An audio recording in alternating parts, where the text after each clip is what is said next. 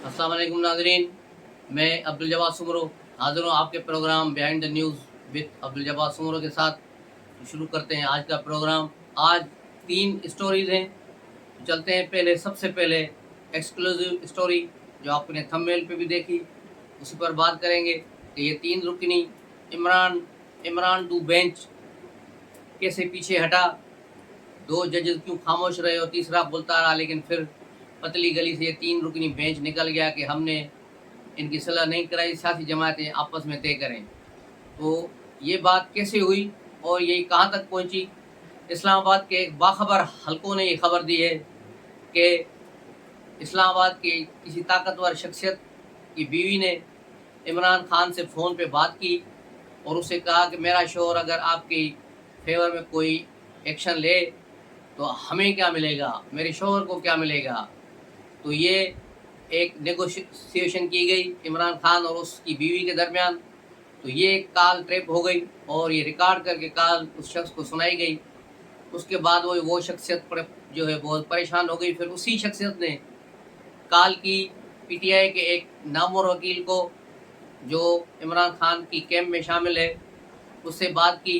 तो उसने कहा कि आप जो है इस चीज़ से मुकर जाएं कि ऐसी कोई कॉल आई है, अगर आई है तो कहें कि ये फेक है, मेरी बीवी की आवाज़ ही नहीं है। तो इस तरह मामला दफन हो जाएगा। लेकिन मज़े की बात यह है कि रिकॉर्ड करने वालों ने उनकी ये गुफ्तगू भी रिकॉर्ड कर दी, क्योंकि कहते हैं कि ताड़ने वाले क़यामत की नज़र रखते हैं। तो यूँ क़यामत की नज़र रखने वालों ने इनको काबू कर लिया और फिर वो ऑडियो मैसेज उनको सुना दिया गया, जिसके बाद बड़े मियाँ झाग की तरह बैठ गए और यूँ फिर 3 रुकनी बेंच का जो फैसला आया, जो चीज़ें सामने आई, वो सब आपके सामने है।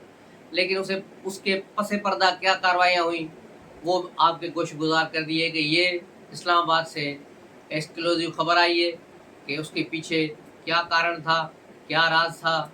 यही राज था कि एक बंदे की, उसकी बीवी की और ख़ुद की ऑडियो लीक हो चुकी है, और हो सकता है और भी ऑडियोज़ हों, लेकिन फ़िलहाल सिर्फ 2 ऑडियो से काम चलाया गया है, जिसके बाद ये लोग झाग की तरह बैठ गए हैं।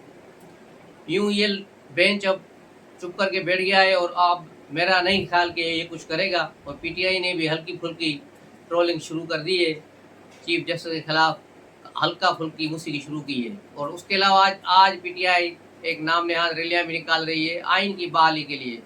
बकौल इमरान खान के आइन टूट जाएगा। भाई आइन कैसे टूट जाएगा? आइन तो तुमने तोड़ा था, अदम एतमाद तहरीक को रोक कर और एक बिल्डोज करके उसकी कार्रवाई को तुमने आइन तोड़ा था, और फ़ौरन असेंबलियाँ तोड़ के और सदर ने भी उसको दस्तखत करके उसको कर दिया और इलेक्शन की डेट दे दी थी। ये सारी कार्रवाई तुम लोगों ने की, वो सुप्रीम कोर्ट उसे गैर आइनी करार दे चुकी है और हुकूमत को भी कहा कि इस पर कार्रवाई की जाए आइनी। तो ये आर्टिकल 6 की कार्रवाई बनती है इमरान खान, सदर अलवी, कासिम सूरी और असद कैसर के खिलाफ। तो ये सूरत हाल रही। उसके अलावा दूसरी जो स्टोरी है वो बिलावल भुट्टो की है। बिलावल भुट्टो ने जिस तरह भारत में जाकर झंडे गाड़ दिए हैं, उसकी कोई मिसाल नहीं मिलती। 2 दिनों में वो जो बिलावल भुट्टो का कद बहुत ऊंचा हो गया है। उसने कई जो है टीवी चैनल्स और अखबारात को इंटरव्यू दिए, लेकिन कहीं भी उसने कोई जो है फाउल प्ले नहीं किया और एक बहुत मुस्बत अंदाज में एंकरों के जवाब दिए। और एक जो वीडियो वायरल है, इंडिया के एक सीनियर सहाफ़ी से उनका इंटरव्यू होला है, जिसमें बिलावल उनको कह रहे हैं कि आप हाइपर क्यों हो रहे हैं, पानी पी लें। और इस सवाल का जवाब बड़ी मुस्कुरा के दे रहे हैं। और कश्मीर पर उन्होंने भारत में बैठकर जो भारत को आईना दिखाया है, वो बड़ी बात है, जिस पर खुद भारत के लोग ही इसके बिलावल के दीवाने हो गए। एक इंडियन ने तो ये भी लिखा ट्विटर पे कि मैं पहले पाकिस्तान में इमरान खान को चाहता था, लेकिन मुझे नहीं पता था कि बिलावल इतना बासलायत थे। तो इस तरह की बहुत सारे ट्वीट हैं जो बिलावल भुट्टो की अपनी तकरीर के नीचे लगे हुए हैं। और इसके अलावा भी काम चल रहा है, लेकिन अगर कहाँ गालियाँ और बकवास चल रही है तो 2 हलकों में है, एक इंडिया में मोदी की जमात में और बीजेपी में, और दूसरा पाकिस्तान में पीटीआई में। असद उमर ने भी कहा कि बिलावल भुट्टो वहाँ गया है, हमारा सर शर्म से झुक गया है। सही बात है, तुम्हारा सर तो शर्म से झुकना ही चाहिए, क्योंकि तुम्हारा लीडर भगोड़ा डरपोक अदालत तक जाता है तो काला टोपा पहन के जाता है। वो इग्लू बेचने वाले, जो पोल्का आइसक्रीम बेचने वालों का डब्बा सर पे चढ़ा के चला जाता है। और वहाँ जबकि बिलावल भुट्टो को धमकियां मिली हुई थी और इंडिया में बीजेपी के शरपसंदों ने उनके सर की कीमत रखी हुई थी। उसके बावजूद बिलावल नहीं झिझका और वहाँ चला गया। सिक्योरिटी भी उनकी, लोग भी उनके, पुलिस भी उनकी। उस जगह पे वो बड़े मुतमिन अंदाज में, पुरअमन अंदाज में और बाहिम्मत अंदाज में वहाँ बात करके आया है। वहाँ जो उसने जो है झंडे गाड़े हैं वो पूरी दुनिया देख रही है। हर टीवी चैनल्स पर, वहाँ वो इंडिया का हो, बीबीसी हो, वॉइस ऑफ अमेरिका हो, दूसरे हो, सब ने उसको अच्छा खासा जो है पजीराई दी है।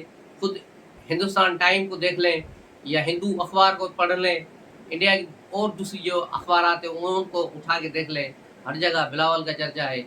इस कॉन्फ्रेंस में जितने भी फॉरेन मिनिस्टर थे, पूरी मीडिया की नज़र बिलावल भुट्टो पे थी।